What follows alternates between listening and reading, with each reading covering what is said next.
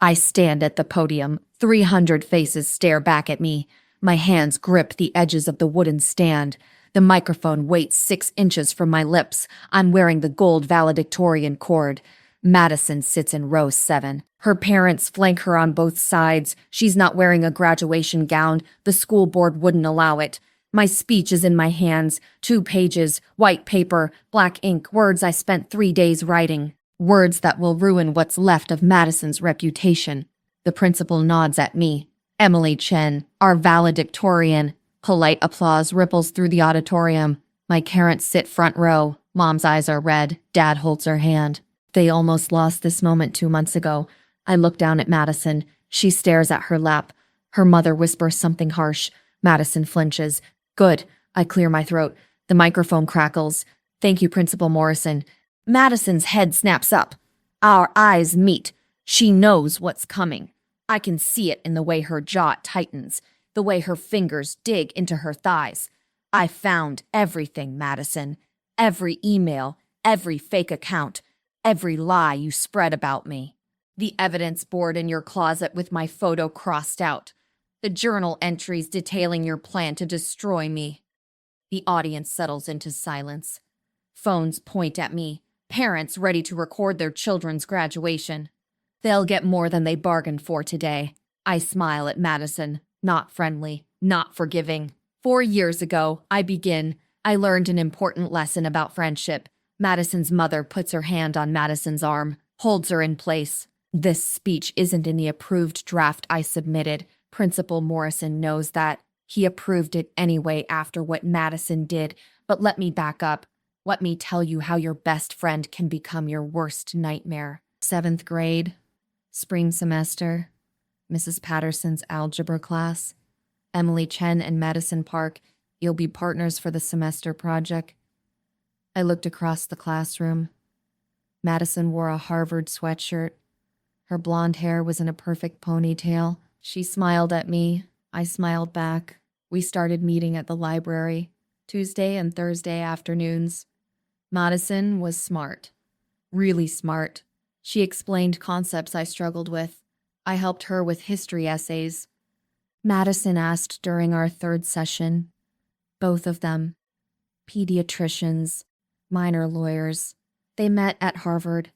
Madison said Harvard, the way other people said heaven. Like it was the only place that mattered. Her entire life pointed toward that crimson acceptance letter.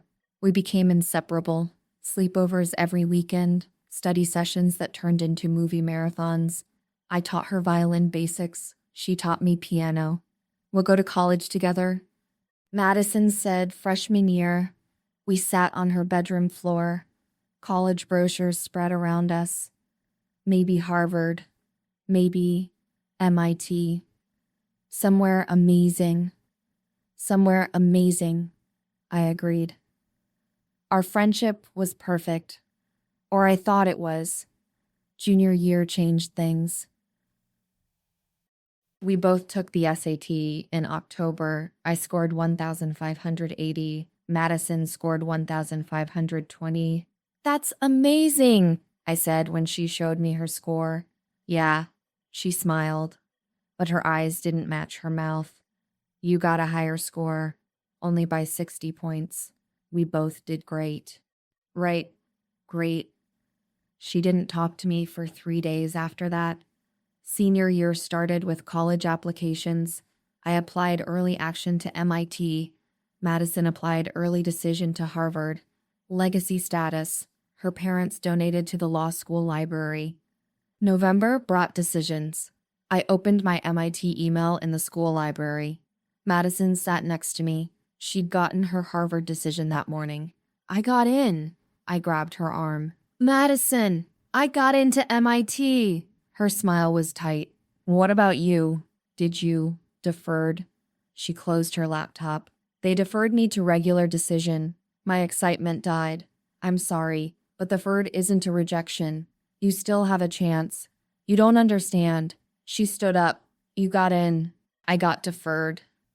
From my legacy school. She left me sitting there, alone, confused.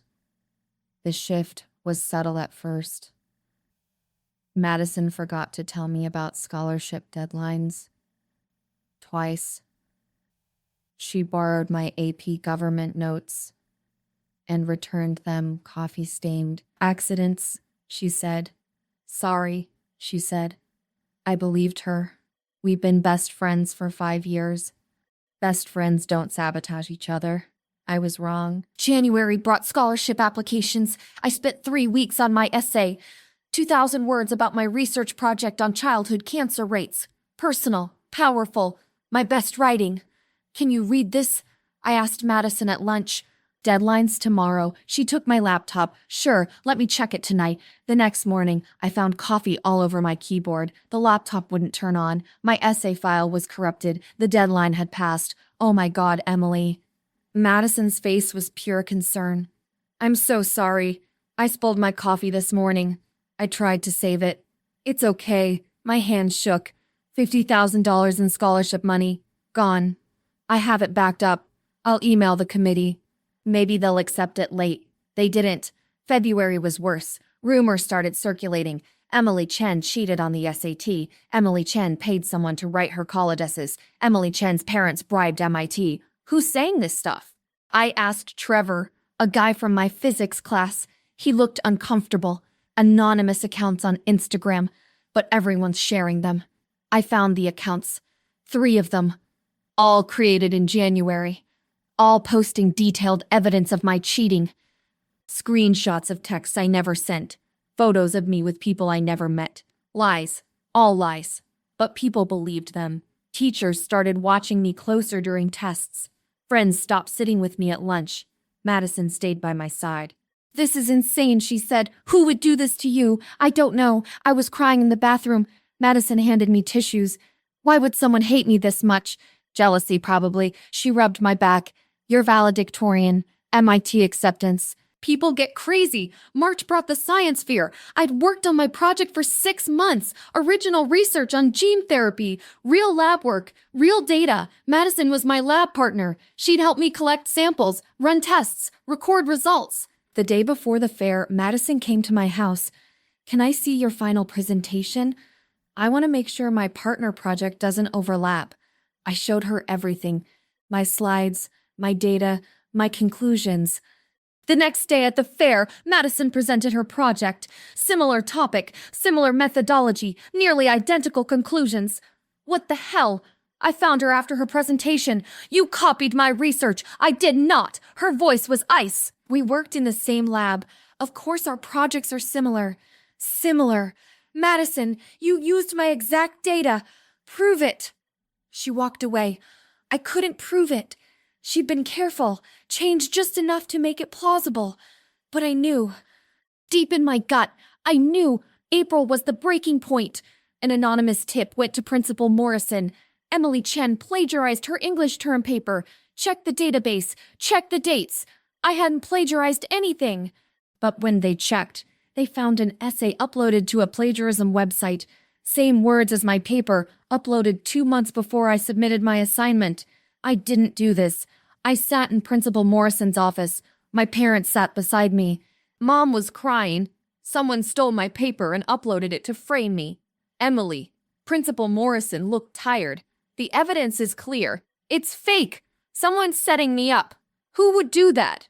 I didn't have an answer. Not one I could prove. They stripped my valedictorian title.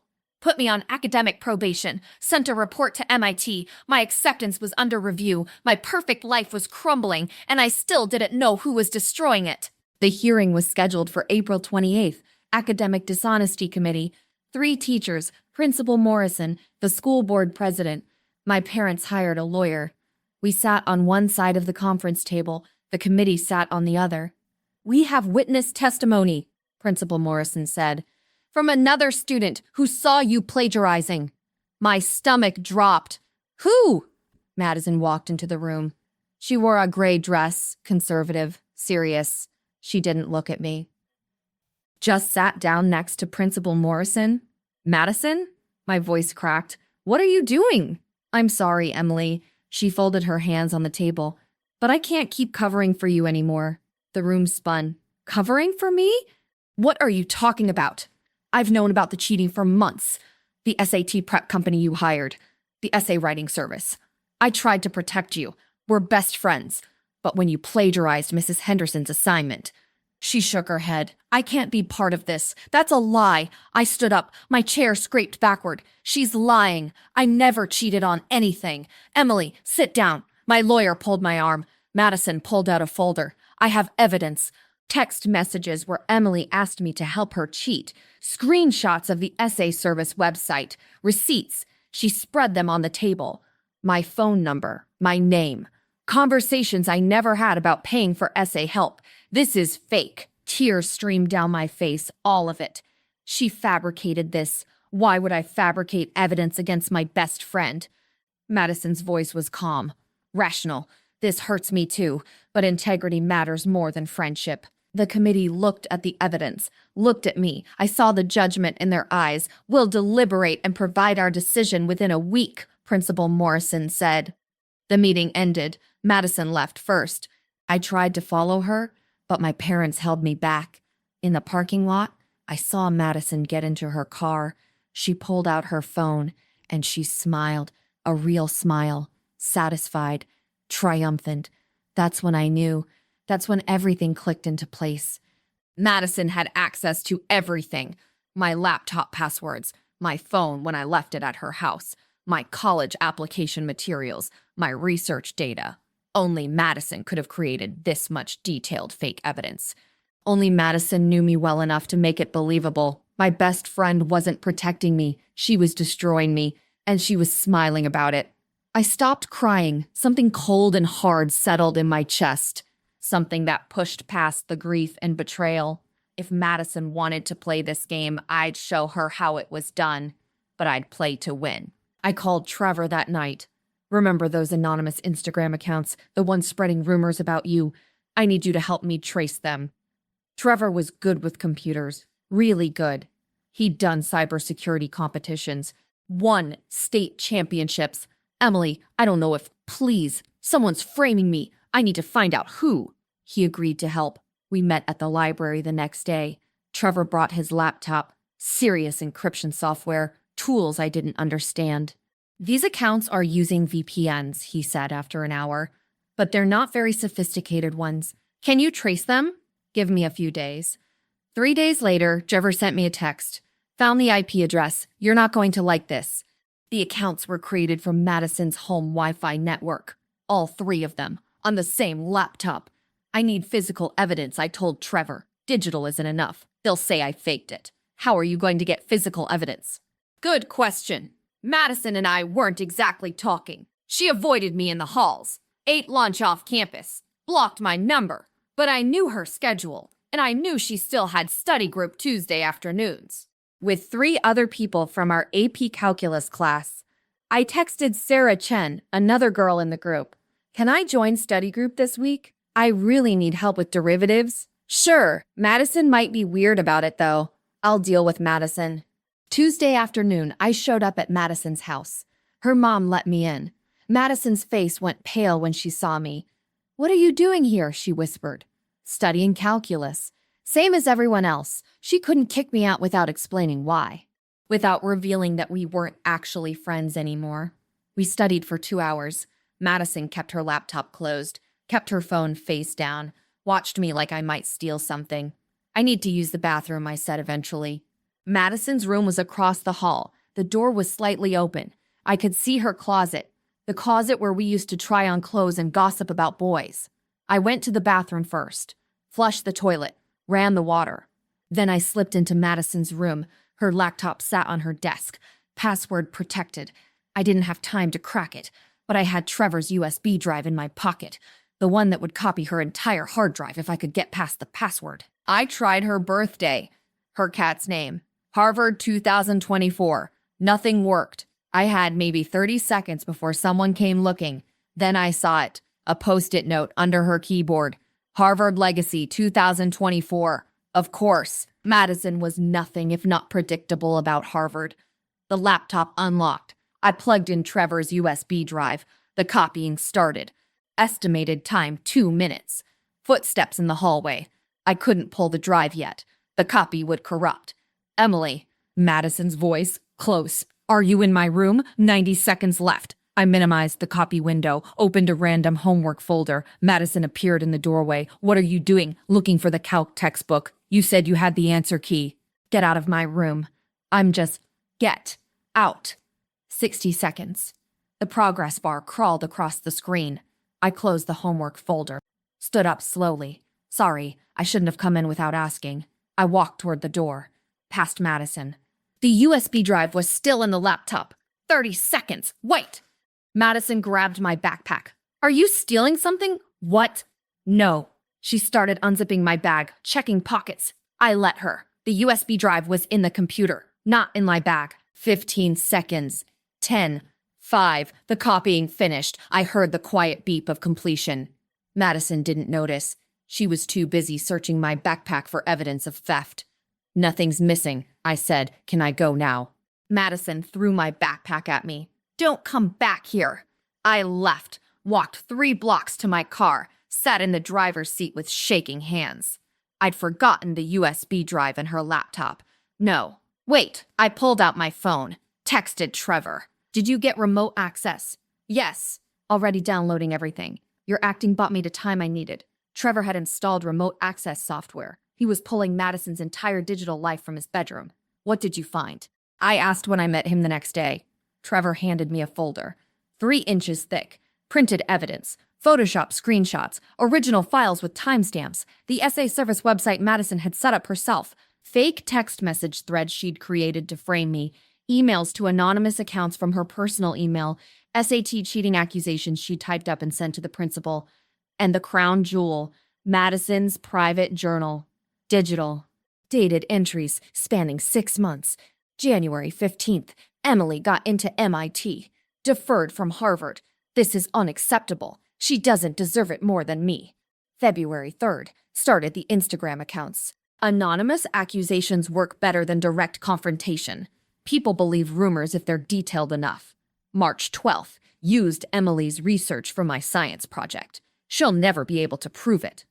We worked in the same lab. April 1st. Uploaded Emily's English paper to the plagiarism database. Set the date to 2 months before her submission. Principal Morrison will have to investigate. This should be enough to get her academic probation. April 20th. Testimony scheduled for next week. I'll cry if needed. Make it believable. Emily's too naive to suspect me. This is almost over. Every detail, every scheme, every lie, documented in Madison's own words. This is insane, I whispered. She planned everything. She's obsessed with you, Trevor said. There are pages and pages about how unfair it is that you got into MIT, how your parents aren't Harvard legacies, how you don't deserve your success. I read through the journal. Months of jealousy. Months of planning. Months of watching her best friend while plotting her destruction. What are you going to do with this? Trevor asked. I'm going to bury her. I called Principal Morrison that night. I have new evidence in the academic dishonesty case. Emily, the committee already. It's about who actually committed the dishonesty. It wasn't me. Silence. Then come to my office tomorrow morning. Bring your parents and your lawyer. The emergency meeting happened on May 3rd. Same conference room, same committee. But this time, I brought 40 pages of evidence. I also invited Madison's parents. They deserved to see what their daughter had become. Madison walked in with her parents. She saw me at the table. Her face went white. Why are we here? Mrs. Park demanded. Madison isn't the one under investigation. Actually, Principal Morrison said, that's changed. I slid the evidence folder across the table.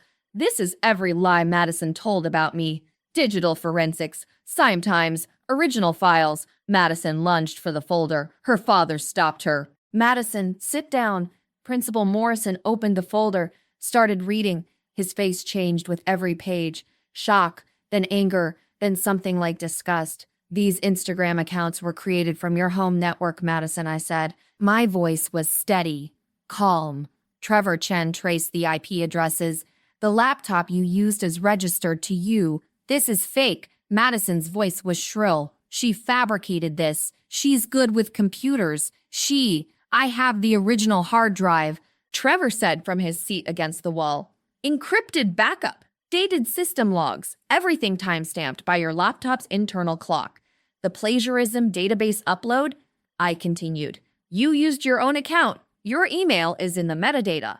I pulled out printed screenshots, Madison's email address, her password, her username on the plagiarism site. The science fair project? I have my original research notebook, dated entries from the lab supervisor. You copied my work. And this, I placed the journal printout on the table. Your private digital journal. 6 months of entries detailing exactly how you plan to destroy my academic career. Principal Morrison read the journal. His hands shook. Madison, is this real? Madison was crying, real tears, mascara running down her face. She's my best friend. Why would I do this to my best friend? Because I got into MIT and you didn't, I said. Because you couldn't stand that someone without Harvard legacy status beat you. Because you're a jealous, vindictive person who couldn't accept that I earned my success. That's not true, Madison shouted. You don't understand the pressure. My parents, the expectations, Harvard legacy, so you decided to ruin my life. My voice rose. You destroyed my reputation. You almost cost me my MIT acceptance. You testified against me in an academic hearing with fake evidence. Mr. Park stood up. Madison, did you do these things? Madison looked at her father, at her mother, at the evidence spread across the table, at me. Her face crumpled. I just wanted Harvard. I just wanted what I deserved. You deserved nothing. I said, you earned nothing. You cheated and lied and sabotaged your best friend because you couldn't handle competition. The school board president spoke up. Madison Park, based on this evidence, you are expelled effective immediately. Your graduation ceremony attendance is revoked. We will be notifying Harvard University of academic dishonesty and fraud. No, Mrs. Park grabbed Madison. She made a mistake. She's just a child. You can't. She fabricated evidence in an academic hearing, the principal said. She committed fraud. She harassed and defamed another student. This isn't a mistake. This is systematic, premeditated misconduct. Madison's parents pulled her from the room. She was sobbing, screaming. It's not fair. Emily doesn't deserve MIT. I worked harder. I'm smarter. The door closed. Silence filled the conference room. Emily, Principal Morrison said quietly, I am profoundly sorry. Your valedictorian status is immediately reinstated. All disciplinary actions are expunged from your record. We will send a formal apology and explanation to MIT. Thank you. My hands were steady. My voice was clear. I want to give a speech at graduation. The real speech, not the pre-approved one. He looked at me for a long moment. What will you say? The truth. About trust. About betrayal. About what I learned from all of this. Will you name Madison? I won't have to. Everyone will know. He nodded. Write your speech. You've earned the right to say whatever you want. Graduation was 3 weeks away. Madison was officially expelled. Her Harvard acceptance was revoked the next day. Her scholarship was canceled. Her future was ash. And I was going to stand on that stage and tell everyone exactly what she'd done. I'm still standing at the podium. My speech is in my hands. Madison sits in row 7, expelled and exposed. 300 people wait for me to speak. 4 years ago, I say into the microphone, I learned that friendship requires trust, but trust requires honesty, and some people are incapable of honesty when their ego is threatened. Madison stares at her lap. Her mother's face is stone. Her father's jaw is clenched. I had a best friend who couldn't handle my success. Who saw my achievements as theft? Who decided that destroying me was easier than improving herself? Whispers ripple through the audience. Parents lean toward each other. Students pull out phones. That person taught me something valuable. She taught me to document everything, to trust actions over words, to recognize jealousy wearing the mask of friendship. I make eye contact with Madison. She's crying. Good. She also taught me that revenge isn't about violence or cruelty. Sometimes revenge is simply letting someone face the natural consequences of their choices. I fold my speech, set it on the podium, Today, I'm graduating as valedictorian. I'm going to MIT with a full scholarship. I have a future built on actual work, not lies and sabotage. I smile at the audience, not at Madison. She doesn't deserve my attention anymore. My advice to all of you: surround yourself with people who celebrate your wins instead of sabotaging them.